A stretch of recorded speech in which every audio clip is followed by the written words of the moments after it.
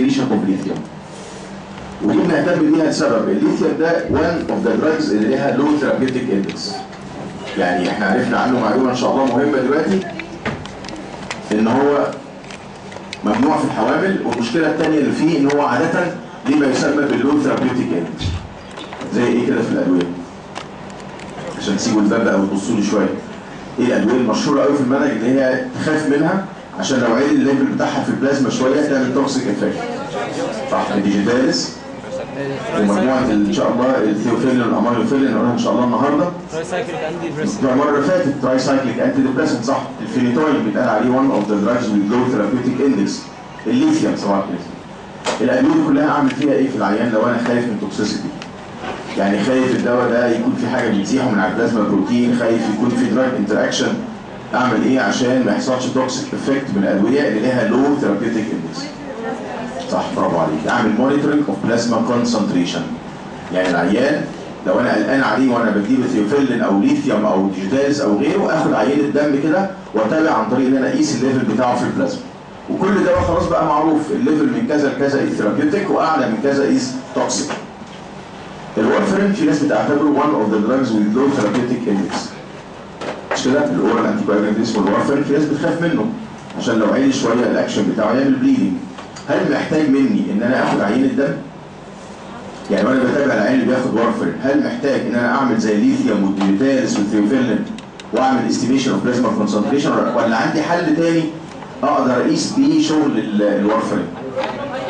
صح، اقيس بيه حاجه، او مش لازم اخد عينه دم ولا حاجه، انا كل اللي مطلوب مني اعمله ان انا اقيس صح بروثرومبين تايم، او اقيس حاجه ادق شويه اسمها الاي ان ار، هيقول لي شغل الوارفرين اخباره ايه من غير ما ان انا اخد عينه دم ولا حاجه.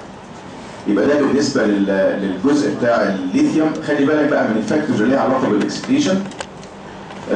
بشكل مبسط قوي الصوديوم والليثيوم علاقه عكسيه مع بعض. الصوديوم والليثيوم في بينهم علاقه عكسيه على مستوى البلازما ليفل، بمعنى لو الليفل بتاع الصوديوم عالي هتلاقي الليثيوم قليل. كل ما عليت الصوديوم في البلاد كل ما الليثيوم في البلاد قل، يعني معناها الاكسكريشن بتاعه زاد في اليورين. وكل ما كان فيه صوديوم قليل في الدم يحصل increase in the level of lithium in blood وقد يؤدي الى توكسيك افكت. سهله؟ طيب يبقى لو جيت ابص كده في الكتاب على الفاكتورز اللي بتزود الاكسكريشن او الفاكتورز اللي بتقلل الاكسكريشن، اللي بيزود الاكسكريشن اساسا هو الصوديوم. مكتوب في الكتاب صوديوم لود زي الصوديوم كلورايد. عشان كده على فكره اسهل حاجه تعالج بيها تسمم الليثيوم محلول ملح، او نبتدي العيان ميه بملح. مجرد ما عين مستوى الصوديوم في البلاد شويه بدا الليثيوم باكسكريتد في اليورين، يبقى صلحت مشكله الاكيوت ليثيوم توكسيسيتي. ما اعرفش الحقيقه تفسير الالكالينايزيشن اوف يورين، هو مكتوب في الكتاب لو خليت اليورين الكالاين بصوديوم بايكربونات يزيد الاكسكريشن اوف ليثيوم. مش مكتوبه في معظم الكتب، قد يكون ان هو بيبقى مور سوليبل في الالكالاين يورين وبالتالي سهل ان هو يحصل له اكسكريشن. فاكرين حاجه اسمها المانيتول مش كده؟ المانيتول ده كان ايه؟ اوزموتيك دايريتك، كنت بديه انترافينوس انفيوجن، ما كانش بيبقى ميتابولايزد، بيحصل له فلتريشن في النفرون اوف ذا كيدني، يفضل محبوس جوه اليومن اوف ذا نفرون ويسحب وراه ميه ويسحب وراه كل حاجه مش كده؟ كان بيسحب وراه الكترولايز وشوجر وغيره. لو انا اديت للعيان اللي واخد جرعه سامه او جرعه كبيره من الليثيوم مانيتول، هيسحب المانيتول هيسحب الليثيوم ويحصل له اكسكريشن باي ذا يورين. يبقى ده بالاوزموتيك اكشن اوف مانيتول. هي ليها علاقه الحقيقه بالفلتريشن والري ابزوربشن، يعني هو بيبقى في بينهم نوع من الكومبيتيشن. كل ما كان في فلتر صوديوم كتير يحصل هو اللي يرجع، الصوديوم هو اللي يبقى ري ابزوربد والليثيوم ينزل والعكس. الفاكتور الاخير اللي ممكن يزود الاكسكريشن هو مكتوب في الكتاب دواء اسمه اسيتازولاميد. الاسيتازولاميد لو فاكرينه هو ما كانش علينا، هو one of the carbonic anhydrase inhibitors، كان بيتاخد زمان كدايوريتك لكن ليه استعمالات ثانيه. هو برضه الفكره اللي فيه غالبا ان هو بيخلي اليورين الكلاين، يعني الفكره اللي فيه ان هو بيزود الاكسكريشن اوف ليثيوم غالبا عشان بيخلي اليورين الكلاين زي الصوديوم بايكربونات. ما اعرفش الترايامترين بيزود الاكسكريشن ليه، ودورت عليها في كتب كتير قوي. فاكرين الترايامترين ده؟ الترايامترين ده واحد من مجموعه بوتاسيوم سبيرنج دايوريتك اللي هو مش الدوستيرون انتاجونست. المفروض ان هو بينزل ملح، يعني بيخلي الصوديوم في الجسم قليل، فالمفروض ان هو لما يقلل الصوديوم الليثيوم هيعلى. لكن كتاب القسم كاتب ان هو بيزود الاكسكريشن اوف ليثيوم ان يورين، وجنبها كده بقى علامه استفهام كبيره قوي. معرفش الحقيقه الميكانيزم بتاعها دي. الحاجات بقى العكس بقى اللي هي تخلي الليثيوم اكسكريشن يقل، ودي اكتب جنبها كده قد تؤدي الى ليثيوم توكسيسيتي. مش كده؟ يعني لو انا عندي مشكله زياده او نقص اكسكريشن اوف ليثيوم يبقى انا معرض العيان للتسمم بالليثيوم. اشهر حاجه تعمل كده زي ما قلنا هي نقص الصوديوم، هايبوناتريميا، سواء بقى ان انا الملح اللي في الاكل عندي قليل او بفقد الملح عن طريق فوميتنج ودايريا. يبقى ده السبب الرئيسي لحدوث ما يسمى بالليثيوم توكسيسيتي. السبب الثاني معظم الدايوريتكس اللي هي الثايزايد واللوب والبوتاسيوم سبيرنج زي السبيرونولاكتون، دول يعملوا ليه كده؟ ليه يخلوا الليثيوم اكسكريشن يقل وبالتالي قد يؤدي الى توكسيك افكت. بيعملوا هايبوناتريميا صح؟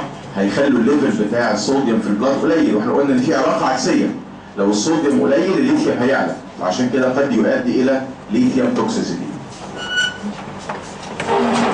الفاكتور الاخير بقى اللي هو النون ستيرويدال انتي انفلاماتوري دراجز، الاسبرين واخواته، لقوا ان معظمهم بينديوس ليثيوم توكسيسيتي. لو باخد نون ستيرويدال وباخد معاه ليثيوم كانتي مانيك او مود ستابيلايزر، ممكن قوي العيان يدخل مننا في مشكله اسمها ليثيوم توكسيسيتي.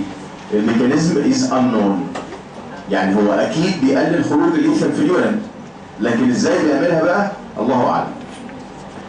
في حد من في الاساتذه مره في الشفوي سال الطالب هو ممكن يكون الدراج انتراكشن ده، يعني ممكن يكون النون ستيرويدال عمل تسمم ليثيوم عشان هي بتزيح الليثيوم من على البلازما بروتينز.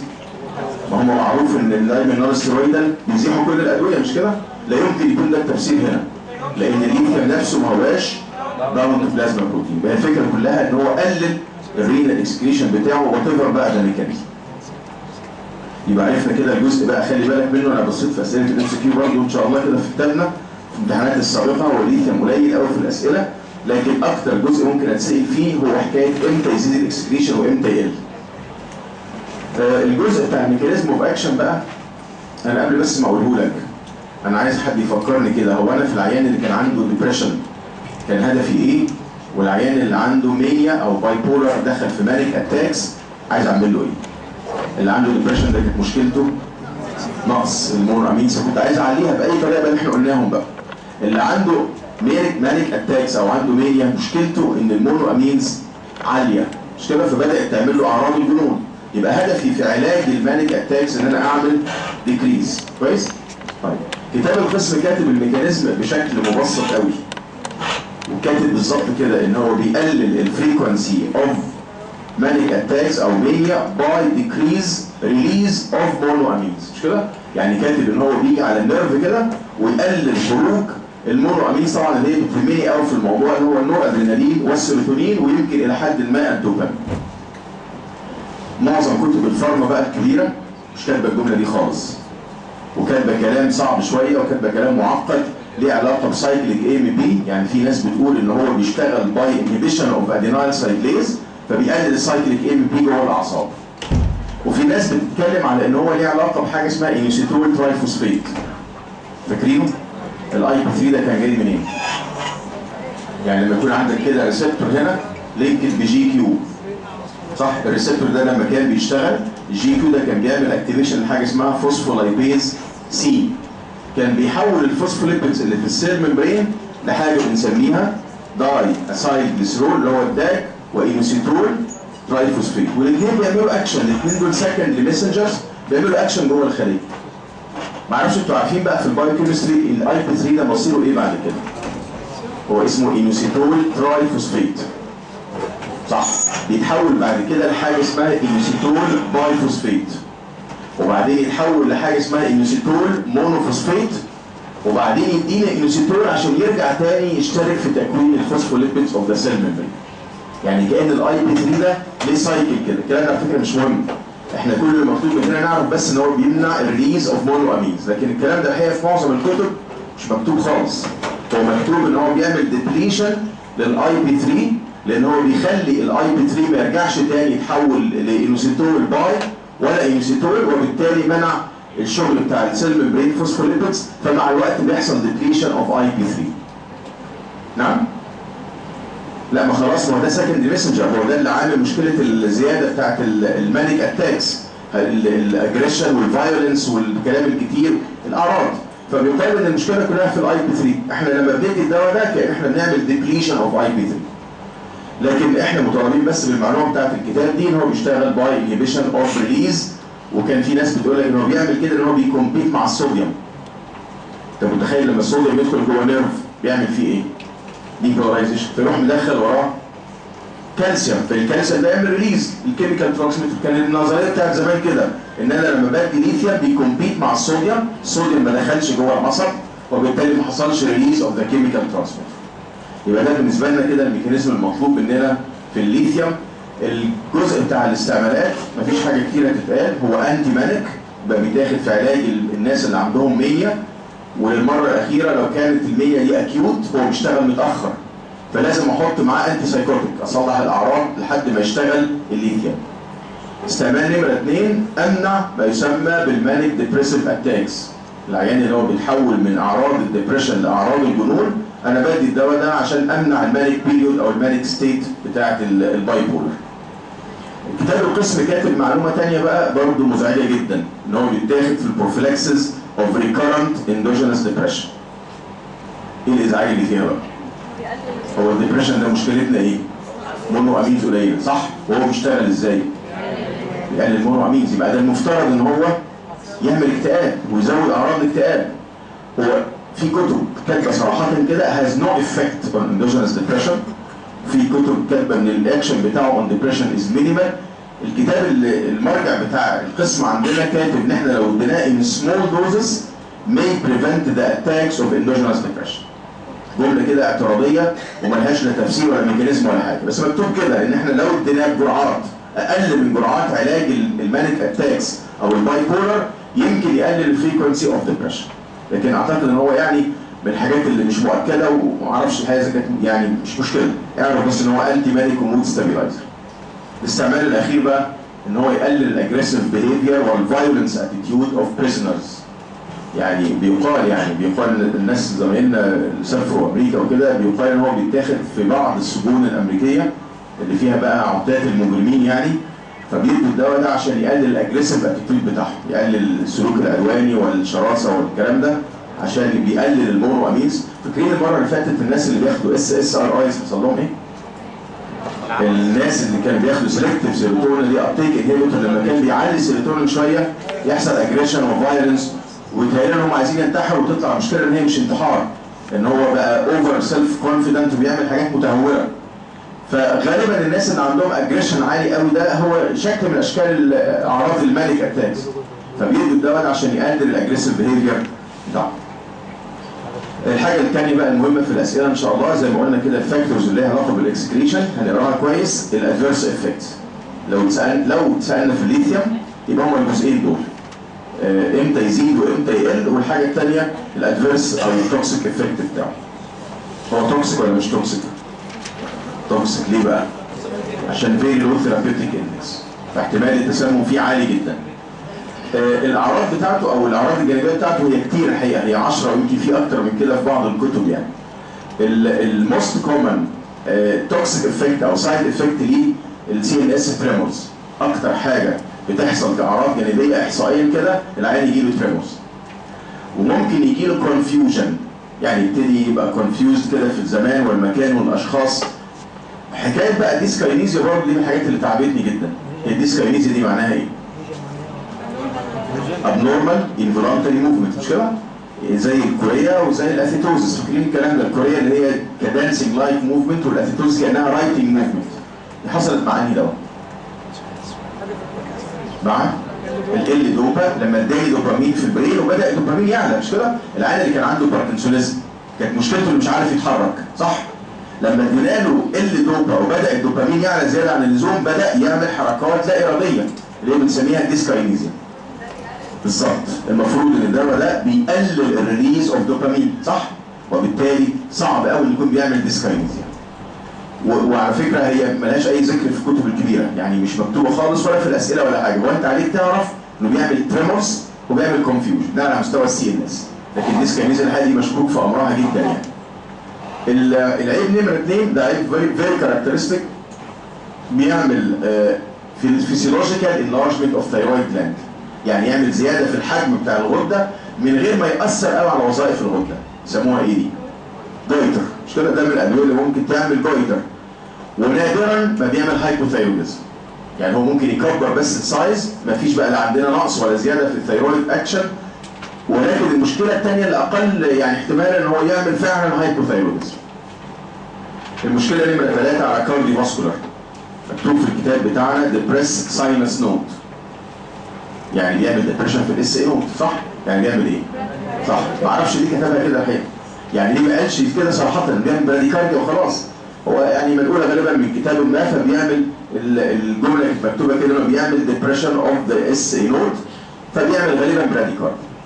سمعتوا حاجة اسمها سيك ساينس سيندروم؟ سمعتوها؟ العيان بيدخل في براديكارديا وممكن بعدها تاكيكارديا، يعني الساينس بتاعته ما هياش متظبطه. فبيعمل ساعات الدواء ده بيعمل كده، بيعمل حاجه اسمها سيك ساينس سيندروم. لكن غالبا هيعمل براديكارديا باي انهبيشن او ديبريشن للاس اي. الجزء بتاع الكدني خلي بالك منه بقى في الاسئله. الدواء ده بيعمل في الكدني مشكلتين. المشكله الاولانيه مع اي جرعه ومع اي ليفل بتاعه في البلازما بيعمل حاجه اسمها نيفروجينيك دايابيتس انسيبيدس. الدواء ده يعمل نيفروجينيك دايابيتس انسيبيدس. يعني ايه الكلام ده بقى؟ يعني الغلط فين؟ الغلط في افراز الاي دي اتش ولا الغلط في الريسبتورز بتاع الاي دي اتش؟ الريسبتورز اللي على الكدني، مش كده؟ هو بيقال ان هو بيقلل الادينايل سايكليز اكتيفيتي. هو الاي دي اتش ده لما بيشتغل زي معظم البوليبيبتايدز بيشتغل عن طريق اكتيفيشن اوف ادينايل سايكليز فيزود السايكليك اي ام بي، ده شغله. الدواء اللي اسمه الليثيوم بيانتاجونايز الادينايل سايكليز، يعني بيقلل الاكشن اوف اي دي اتش اون ادينايل سايكليز، فبيقلل السايكليك اي ام بي، فبيعمل ما يسمى بالنيفروجينيك دايابيتس انسيبيدس. الان هنشتكي بايه بقى؟ دايابيتس انسيبيدس هيبقى صح، يعطش قوي ويشرب ميه كتير وبوليوريا، يعني بوليديبسيا وثيرست وبوليوريا. عشان في الاسئله مش مكتوب انه بيعمل نيفروجينيك دايابيتس انسيبيدس، هو مكتوب الاعراض، مكتوب ان هو بيعمل ايه في الفولوينج مانيفستيشنز، يبقى انت تعرف انه بيعمل بوليديبسيا وثيرست وبوليوريا. لو بقى دخلنا في توكسيك افكت بدا يعمل نيفروتوكسيسيتي، وخلي بالك هو نفسه is excreted by the kidney، صح؟ يعني في ساعتها بقى يبقى في مشكلتين، هو عمل تسمم، عمل مشكله في الكلى، وفي نفس الوقت الكدني البايظه مش قادره تتخلص من الليثيوم، فلازم ساعتها يقلل الجرعات يوقفه خالص. يبقى ده بالنسبه للاكشن بتاعه على الكدني، ده مهم قوي. يزود الفوليوم اوف يورين، مش قادر يعمل اكسكريشن لنفسه، هو بينزل ميه. الاي دي اتش ده شغلته كلها فين؟ في الاخر بقى في الديستال تيوبيول وكولكتنج تيوبيولز، هو بيشتغل على الجزء ده الاي دي اتش، ملوش دعوه بقى بالفلتريشن ولا بالبري ابزوربشن بتاع البروكسيمال. النقطه اللي جايه بقى اللي هي مكتوبه الاديمه، مش كده؟ مكتوب انه بيعمل صوديوم ووتر ريتنشن، وكتاب القسم برضه جاب حاجه انا ما اعرفش هي جايه منين، كاتب ان هي maybe due to stimulation of aldosterone release. الالدوستيرون مفهوم، مش كده؟ لو زاد الالدوستيرون هيحوش ميه وملح. مش عارف برضه الكلام ده، يعني هو اكيد صح ان شاء الله، بس هي معظم الكتب كاتبه حاجه ثانيه. كاتبه ان الليثيوم ده لما يزيد هو ليه اوزموتيك اكشن از صوديوم. فاهم قصدي؟ يعني هو نفسه الليثيوم ده زي الصوديوم محوش ميه فيعمل اديمه، يعني التفسير ابسط من كده بكتير. لكن هو في كل الاحوال مفترض فعلا هو على المدى البعيد may induce اديمه، اذا كان بقى التفسير بتاع الالدوستيرون ماشي، التفسير بتاع الاوزموتيك اكشن ماشي، وده اللي بيفسر العيب اللي وراها اللي هو الويت جين، يعني غالبا بيزود الوزن، ملوش علاقه بالابيتايت قوي، هو غالبا بيزود الوزن عشان عمال يحوش ميه وملح. نعم. ماله الاي دي اتش؟ ما هي مش شرط يحصلوا في نفس العيان، يعني دي كلها السايد افكتس، دي حاجات بتبقى انسيدنس، عيان اخذ الليثيوم ونفخ، مش كده ورم، يبقى الليثيوم هنا عمل صوديوم ووتر ريتنشن، عملها بقى باوزموزس او عملها بالدوستيرون ريليز. عيان تاني ده مور كومن، المور كومن ان هو يحصل عنده بوليوريا ويبتدي يحصل عنده عطش، والقصه بتاعت النيفروجينيك دايابيتس انسيبيدس، صعب يحصلوا بقى الاثنين في عيان واحد يعني.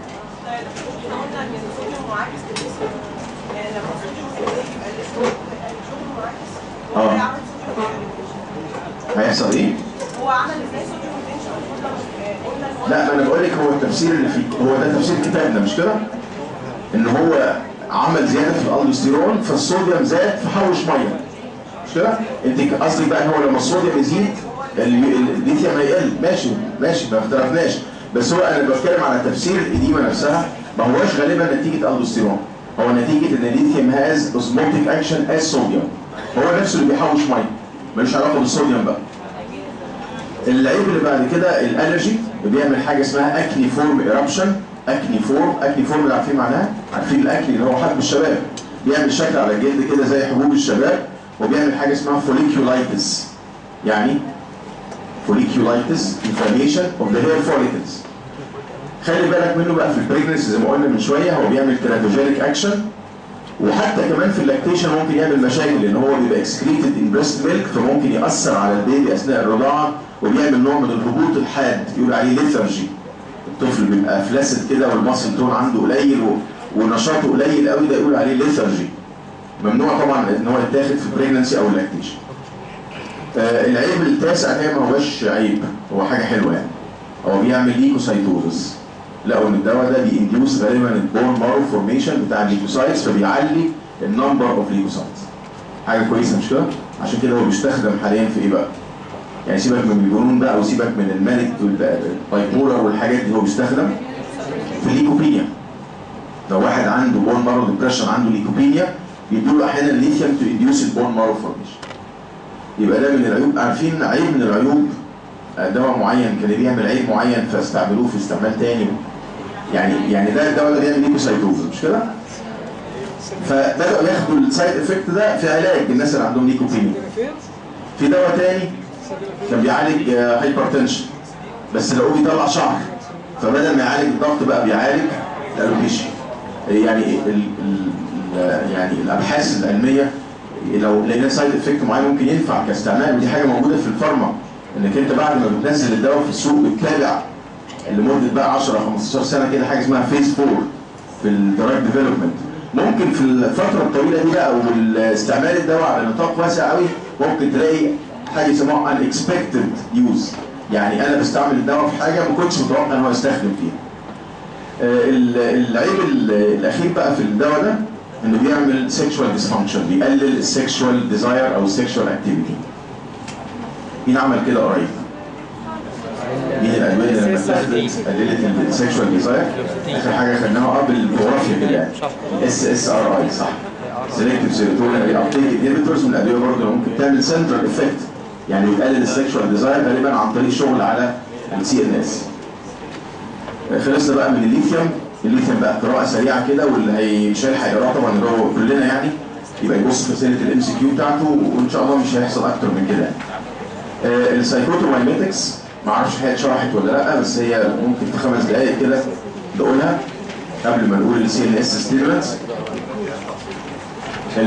السايكوتوميمetics مقصود بيها ايه؟ كلمه سايكوتوميمتيك دي دواء بيديوس هالوسينيشن، يعني الادويه اللي جايه دي كلها ادويه تقريبا ملهاش يوز طبي، ملهاش استخدام طبي، هو يقول عليها دراجز اوف ابيوز، يعني الشخص البني ادم بياخدها عشان يهلوس.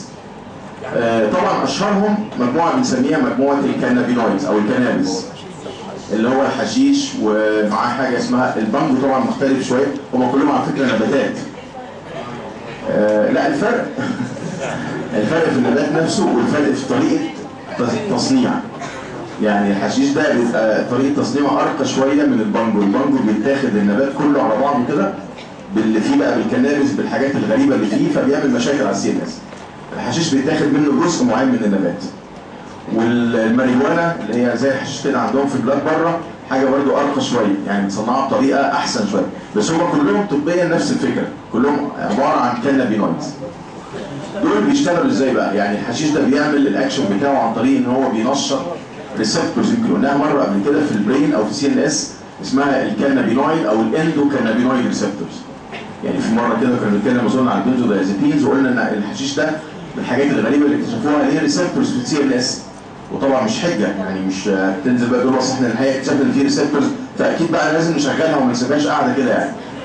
هو الاندو كانابينويد ريسبتور الحاجه الاغرب بقى من كده ان لقوا ان ليها اندوجينس ليجند. يعني احنا قعدنا نتكلم على البنزودازيبينز نقول موجودين ريسبتورز ومش لاقيين لهم اندوجينس ليجند، مش كده؟ الاندوكانابينويد ريسبتورز لهم غالبا ليجند اندوجينس بيطلع جوه السي ان اس. يعني هو ازاي مش عارف الحقيقه، بس هو بيعمل نوع من الادمان اسمه سايكيك هنقول دلوقتي يعني.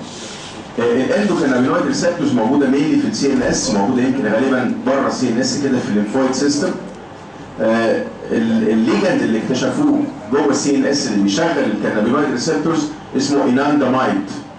الاناندامايد ده حاجه اكتشفت مش من زمان قوي، طلعت ان هي الحاجه الاندوجينس اللي ربنا خلقها تستيميليت الاندوكانابينويد ريسبتور. طبعا دي مهمه عشان مواجهه بقى الحياه، يعني ترفع لي المود شويه، تديني شويه سنس اوف ساتسفاكشن كده، وتقلل الفير، تقلل الانكزايتي، لكن يعني جايز يكون ليها وظائف بره السي ان اس كمان، لسه مش اكيد يعني. طبعا مش محتاج اشرح لكم العيان اللي بيشرب حشيش شكله عامل ازاي، مش كده؟ يعني كاركترستيك قوي صح؟ اللي هو بيبقى عنده loss of sense of time and space. يعني ممكن يبقى قاعد في الحته يعني اللي بيشرب فيها الحشيش نص ساعه مثلا، وتاني يوم يقول لهم احنا قعدنا امبارح 7 ساعات نشرب حشيش. مفيش سنس اوف تايم.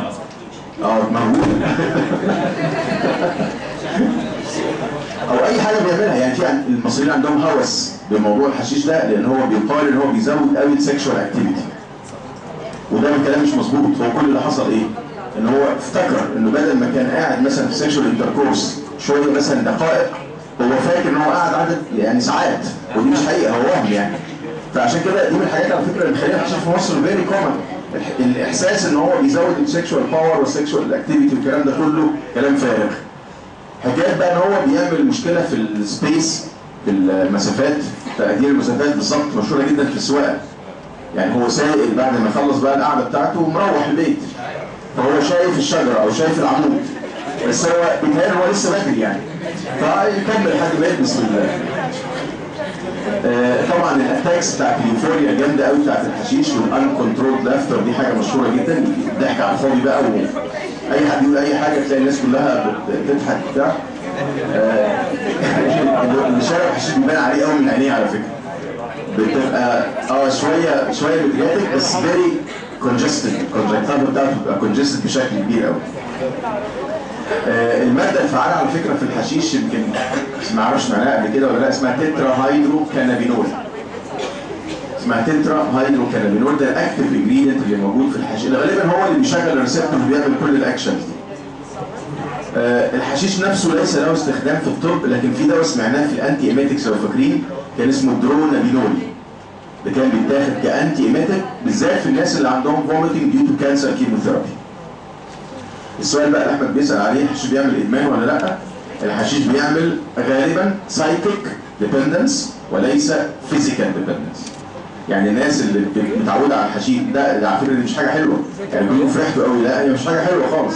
هي لو وقف الحشيش مش هيحصل withdrawal symptoms جامده، لكن هو يبقى عنده حاجه يسموها السيكينج هابت، يعني الاعتماد بقى النفسي، ان انا انزل ادور على الحشيش، وممكن اروح اماكن يعني موضوعه عشان الاقي حشيش، او اقعد مع ناس يعني ليس فوق مستوى الشبهات بس عشان معاهم حشيش، فدي كلها حاجات وحشه يعني. المورال يسموه المورال ديتيريوريشن، التدهور الاخلاقي.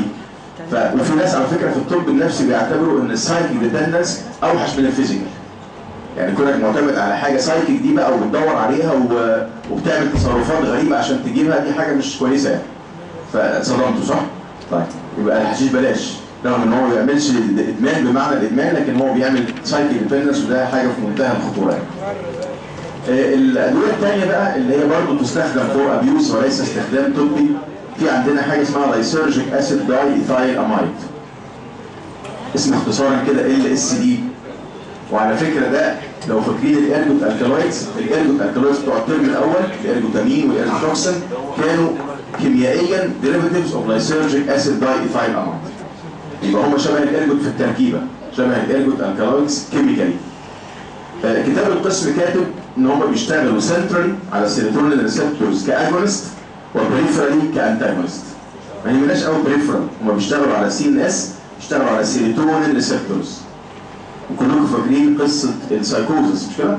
هو العيان السايكوتيك كان بيهلوس وبيفكر افكار غريبه وعنده ديليوجن واليوجن والكلام ده، عشان كان في نظريتين، يا اما الدوبامين اللي عالي يا اما السيروتونين عالي، وقلنا غالبا الاثنين صح. فهو لما بيعلي السيروتونين بيبدا يحصل ما يسمى بالهالوسينيشن، اللي هي البرسبشن اوف ا نون اكزيستنج ستيمولس، يسمع او يشوف او يشم او يتذوق او اي حاجه شيء مش موجود في الحقيقه. غالبا الدواء ده بيعمل فيجوال هالوسينيشنز، يعني اللي هي بقى الناس لما تاخدوه يقول لك شفنا صراصير وتعابين وعفاريت وبلا ازرق. انا ما اعرفش ايه المتعه في كده، يعني ايه المتعه ان الواحد ياخد دواء عشان يشوف صراصير؟ ما في طريقه ثانيه، يعني الصراصير ماليه الدنيا، يعني مش محتاجه ادويه ولا حاجه، وتعابين واشباح فهي حاجه غريبه الحقيقه. دراجز وابيوز دي، الدواء ده على فكره كان مشهور قوي انه بيتاخد على شكل طوابع، بيتاخد على شكل ستام، يتلزق على الجلد كده ويمتص من السكين ويروح على CNS يشغل السيروتونين ريسبتورز. الدواء اسمه الميسكالين، انا ما اعرفش عنه الحقيقه معلومات كتيره، بس هو شبه LSD في الاكشن بتاعه غالبا، ومكتوب ان هو جاي من نبات الصبار المكسيكي، عشان برضه لو حبيت تدور عليه اخطف رجلك كده لحد المكسيك هتلاقي في حاجه اسمها مكسيكان كاكتس، ورسم لك الاسم عشان ما تتوهش ان شاء الله وانت في دور على البتاع. القط بقى ده قصه كبيره الحقيقه، مش وقتها خالص يعني، بس هو عارفين انتوا عارفين عنه معلومات يعني. القط ده نوع من النباتات، بياخدوا الورق بتاعه كده ويملوه في شبه الجزيره العربيه يعني، وبيعملوا حاجه اسمها بيخزن القط، يعني يمضغه ويتحول لحاجه زي كتله كده جوه ويسيبها يقفل البق عليها كده فتمتص من البقر الميكوزي. بيقال ان هو ليه امفيتامين لايك اكشن، بيصحصح كده ويعمل يوفوريا ونشاط ومش عارف ايه. ولو ان الحقيقه الناس يعني الصوره التقليديه عن الناس اللي واخده القاط ان هم نايمين طول الوقت وما بيتحركوش، معرفش جايز بقى بعد ما تعبوا من القاط يعني، لكن هو المفروض القاط ده امفيتامين لايك، فالمفروض ان هو يعمل ستيميليشن ويوفوريا. الحاجه المميزه قوي في القاط ان هو فيري بوتنت انولكسيجينيك. القاط ده من الحاجات اللي ممكن تقفل الشهيه بشكل كبير جدا، فتلاقي معظم الناس اللي متعوده على القاط بيبقوا دايما بالظبط اندر ويت. زيه بقى زي الحشيش كده، هو بيعمل سايك ديبندنس مش فيزيكال ديبندنس. يمكن ده فرق مهم. عارفين الامفيتامين الترم الاول، الامفيتامين اللي هي حبوب الطلبه وحبوب الصهلله والماكسفين فورت ومصاريبه ومش عارف ايه، كانت مشكلتهم دايما فيزيكال وسايكل ديبندنس، كان بيعمل ادمان، يعني ما وقفوا فجاه يحصل مشاكل. بيقال ان القاط ده بيعمل برضه سايكل مش فيزيكال ديبندنس. الماده الاخيره بقى في الدراجز وابيوز دي حاجه اسمها فين سايكليدين. هي لها اختصار كده كيميائي اسمه PCP، ولها اسم مشهور بقى غالبا في الاوساط بتاعت الخبراء يعني بتوع الدراجز وابيوز، حاجه اسمها الانجل داست. مش انجل، هي انجل دي تبقى تراب الزاويه مش كده؟ لا، هو اسمه تراب الملائكه، انجل داست. سبيلنج ميستيك بس. نعم ايه ده؟ EL، هي ANGEL، ده السبيلنج الصح مش كده؟ انجل بيتهيألي، انجل دي بقى بس غلطه مطبعيه. هو الدواء ده شبه دوايين في الفارماكولوجي، شبه دواء كلكم عارفينه اسمه الميتبريدين، اللي هو ماشي هنفضل كده نقول اخر مورفين لحد الاخر يعني، مفيش علم بقى في الموضوع، كلها قرابه كده هو سينثيتك مورفين لايك اجنس مش كده؟ كان بيشتغل على الاوبيت ريسبتورز، وقلنا بيشتغل غالبا على الكابا، وكان في بقى 4 لس و4 نو و2 ال والكلام ده كده. طيب الدواء الثاني اللي شبهه بقى الفينسايكليدين ده دواء معرفش الحقيقه هيدرس السنه دي ولا لا، اسمه كيتامين، من اشهر الادويه اللي بتتاخد كانترافينس انستيزيا. الدواء اللي اسمه الكيتامين ده بيشتغل على حاجه اسمها السيجما ريسبتور، فاكرين الاوبيت ريسبتورز كان في ميو وكابا ودلتا والسيجما، وحتى لو فاكرين السيجما قلنا مش مهم قوي كانالجازك بس بيعمل هالوسينيشنز، هو فعلا كده، هو يسكن الالام شويه، لكن الحاجه المشهوره قوي فيه ان هو بيعمل هالوسينوجينيك اكشن، عشان كده الفينسايكليدين بيعمل زيه، وبيقفل ريسبتور اسمه النامدا او النامدا جلوتاميت ريسبتورز، دي من الحاجات اللي بتزود شغله از انالجازك.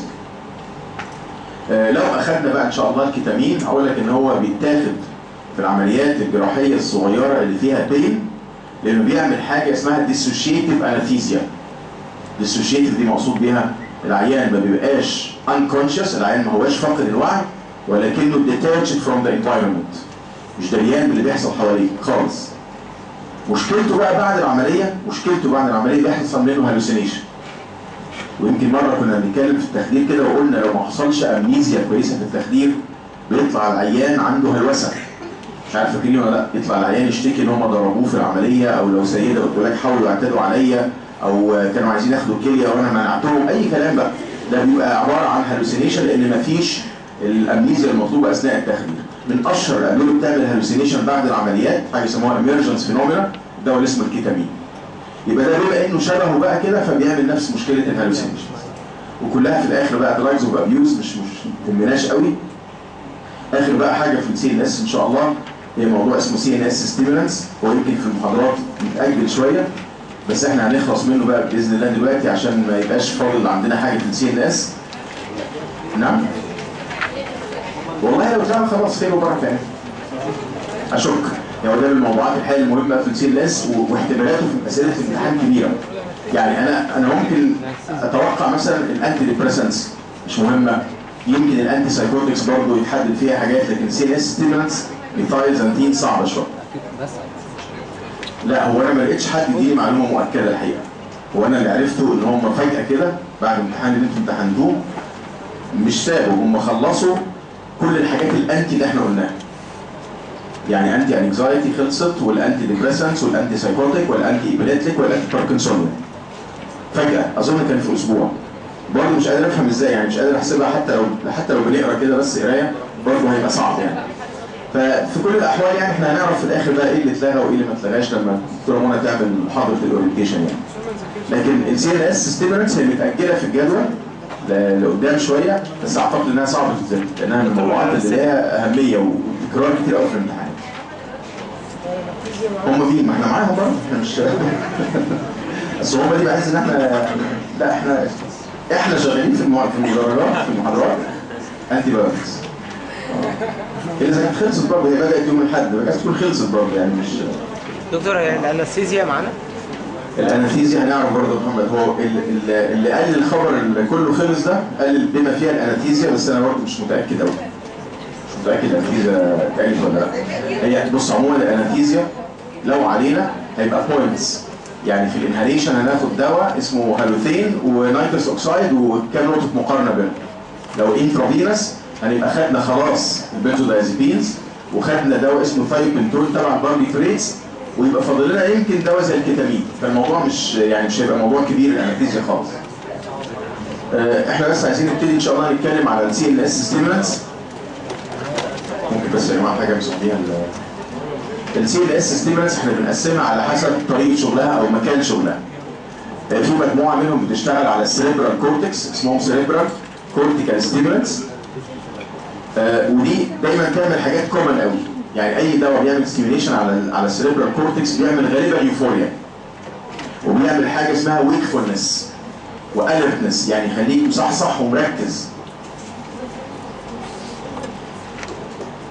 لا المورفين ما احنا قلنا وقتها المورفين بيعمل اكشن ستيمولانت وديبريسنت، لكن هو المين اكشن بتاعه از ديبريسنت. الميكانيزم بقى يعني ما هو بيعمل يوفوريا دي ستيمولانت اكشن. يعني المورفين از سي ان اس ديبريسنت لكن ليه اكشن ستيمولانت من ضمنها اليوفوريا. الادويه اللي بتشتغل على السيريبرال كورتكس غالبا بتعمل حاجه اسمها انتي فاتيج افكت، بتقلل الشعور بالارهاق او التعب. يبقى اي دواء من دول ان شاء الله تسمع عنه بقى على السيريبرال كورتكس بيعمل نفس الكلام. المشهورين بقى تحت عنوان السيريبرال كورتيكال ستيمولانتس طبعا اشهرهم يمكن في الطب دواء مش عليك اسمه الكوكين. يمكن ده اكتر دواء يعمل ستيميليشن على السيريبرال كورتكس.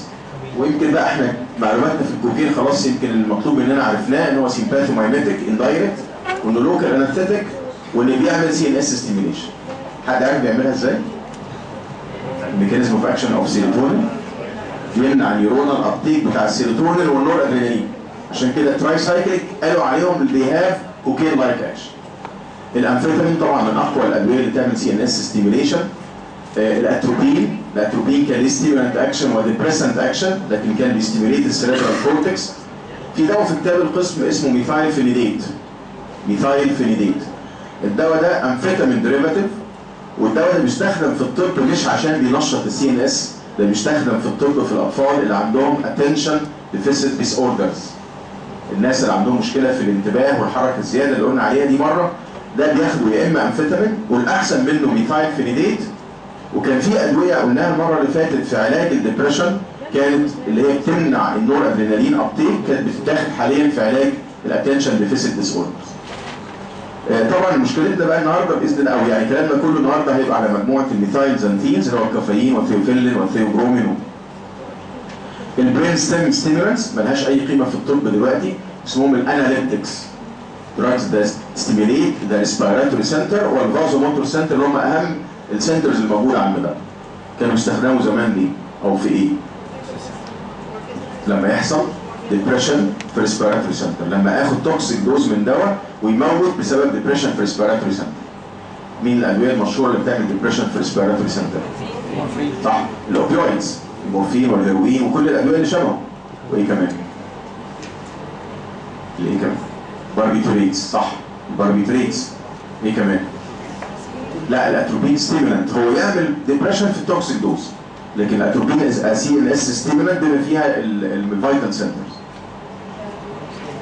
في 4 ادويه، منهم 2 ما اعرفش بقى، مش هنقولهم ولا هنقولهم يعني، منهم الالكحول مش علينا، اذا سي ان اس ديبريسنت بيموت عشان بيعمل ديبريشن في الار سي، والجنرال انستيزيا.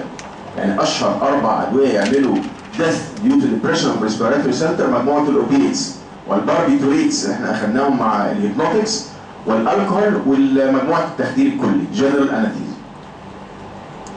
الادويه بقى اللي بتشتغل على البرين ستيم ما بقتش لها قيمه، لان علاج تسمم الادويه اللي بتعمل مشكله في الار سي دي علاجها انتي دوت وريسبيريشن ارتفيشال واكسجين، ما عندناش محتاجين ندي حاجه تنشط الريسبيراتوري سنتر. مش مهم حتى اساميهم، يعني مش لاقيهم حتى في الام سي كيو، دوكسابرام والبيمجريد والاسامي الغريبه دي. السباينال كورد ستيمولانتس ادويه ضررها اكبر من منافعها. لما تشغل السباينال كورد بيحصل نوع من الكونفولجنز، يحصل حاجه اسمها كلونيك كونفولجنز مش مكتوبه خالص، وبالتالي الاستروكين ده لا يستخدم في الطب حاليا. اللي علينا بقى ان شاء الله بالتفصيل مجموعه الميثايل زانتينز